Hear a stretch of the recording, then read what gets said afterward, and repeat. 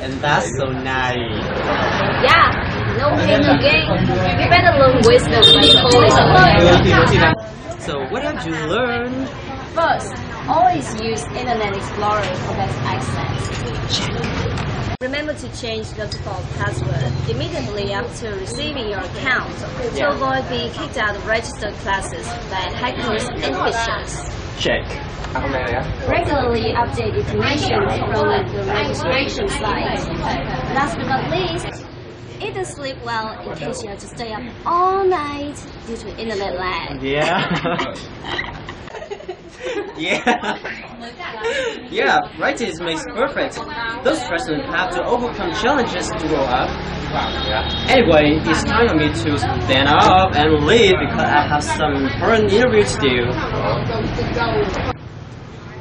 Hey, you haven't paid for your drink. Bye.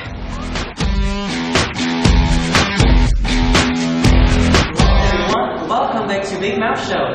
I'm Eric, and I'm your new host. Since this is the first episode of the brand new school year, so our theme today is, of course, welcoming all the freshmen who are dying to know what college will be like. And now we are going to have a short conversation with a very important person who has been very devoted to our faculty, and he is also believed to make other people's eyes sparkle. And it's Mr. K45 ĐHNN, the Vice Dean of Faculty.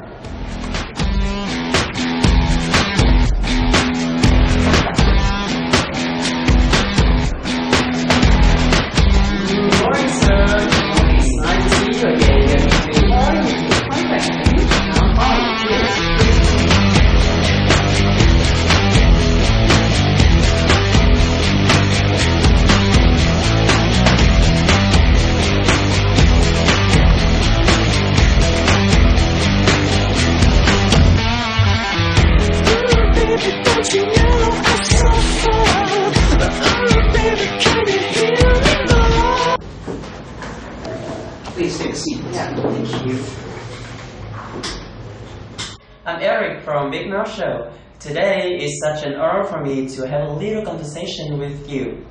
Our theme today is welcoming freshmen. So as a teacher, to definitely have something to share with our new students who have just been through a very intense fight to get a key to our university. First of all, I would like to congratulate you on your success and welcome you to Faculty family. I'm sure you'll have a great time here with us because we have an amazing group of teachers. They are experienced and devoted. So do you have anything else, like interesting slogan to our freshmen? Study well, lead a healthy life, build true love, and take all the chances you have to realize your dreams. Let's create opportunities together.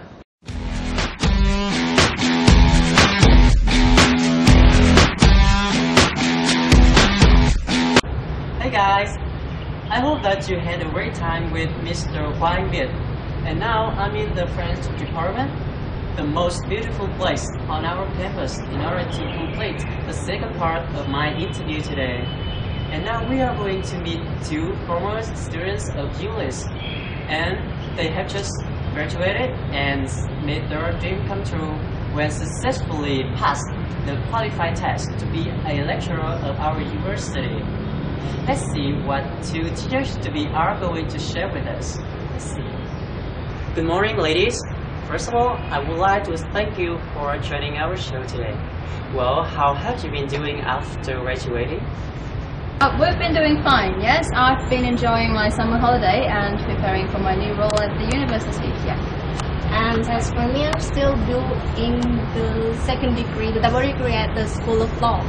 Wow, so you mean you are doing double degree, so it must have been a very hard time for you.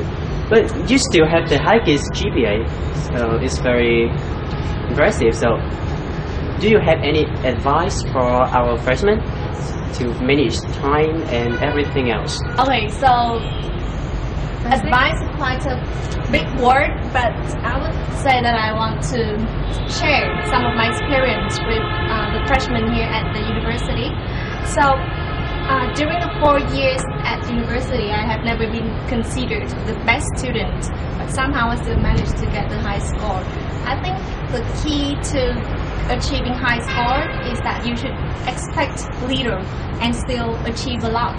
Many students stress themselves out a lot, too much, that they become under great pressure during exam time, so they could not perform their best during the exams, which has a bad effect on their scores as a matter of fact, right?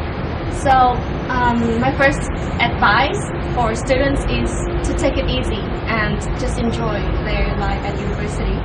And secondly, I want to give a little piece of advice as for learning English.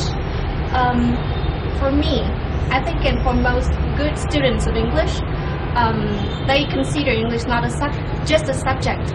English is the language, as we all know, and it is a part of life, and we cannot separate it from life. So I don't think it is a good idea to learn English just from books, just by reading books. I actually have learned English more from more authentic sources, such as, for example, I usually go onto YouTube and subscribe to some channels that I like. For example, do you know Niga Higa? No? Yeah. He's a great comedian, and watching him does not only make me relax, and it also improves my skills a lot, my listening skills a lot. Well, as far as I am concerned, you are the new champions of BPro, the annual English debate contest. You know, speaking is always a big problem for the Vietnamese students, so you must have some tips to improve your speaking skills. So, what are they? Speaking about tips, I think the first thing to remember when you practice speaking skill is that it's not really important whether you have a great accent or you pronounce everything exactly correctly. It's more important when you are able to get the message across. I mean, to communicate, that is really important. But for me, about the accent, it's just purely my interest, because I really enjoy the British accent. That's why I try to practice to get it. And then the ways to practice, I think each person has his or her own way. I think it's really important to find your own way, the way that fits you the best. And for me, I had to learn it from yes, like the good-looking actors in movies, in TV series, yeah, and or even YouTubers, right? Just the same as my friend here. I just learned from a guy named Charlie from YouTube. He's like, Charlie's so cool. Yeah. I really like him because, you know, when we listen to actors in movies, they have a script and they talk everything. It sounds so beautiful, but when we talk to a real person, it's going to be different, right? So for Charlie, he doesn't really have a script, so I really enjoy the natural way that he speaks. So I think I learned a lot from him. If I had to choose one piece of advice to give to those who would like to attend contests like BPro, it would be advice about finding your partner. So we were in the same team for the BPro contest, and as you can see, we work best when we choose the best partner. So I think I couldn't have achieved such a great achievement. I couldn't have gone without my brilliant and supportive and encouraging partner over here. It might sound a little corny, but yes, I think we were the best teammates of each other. So I believe that in order to win a contest or to do anything well in life, it is essential to find the right one for you. Well, I think it's not really all about winning contests, right? Like for practicing skill, it's really important to have a partner, especially when it comes to speaking, because you cannot just speak alone. You need someone to listen to you, correct your mistake, and yeah, I think it's important. Once again, thank you for joining us, and I hope that you will be more successful in your careers. Thank you.